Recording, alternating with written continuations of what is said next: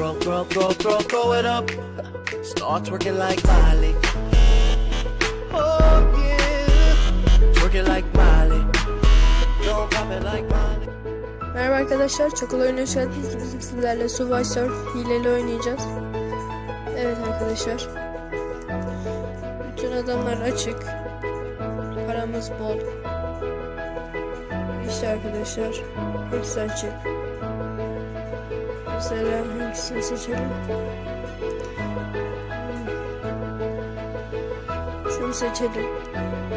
Sonra geçiyoruz. Kaykaylar da açık.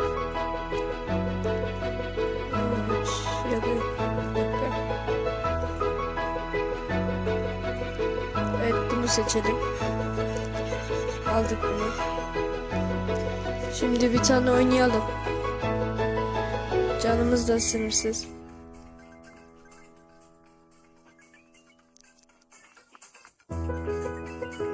Evet. Öldük mü canım, hemen başlayabiliyorsunuz. Arkadaşlar, intromu değiştirebilirim. Haberiniz olsun. Bu introdan sıkıldım. Minecraft videosu çekmeyeceğim.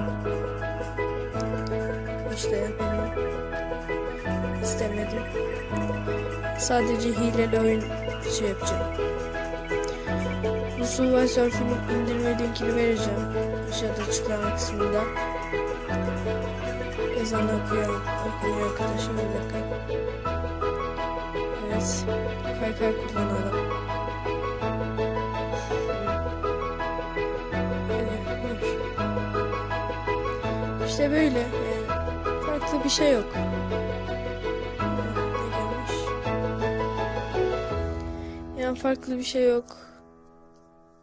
Evet arkadaşlar, bugün Çakal oyun sonuna geldik. Bir dahaki videomda görüşmek üzere. Abone olmayı unutmayın. Hoşça kalın.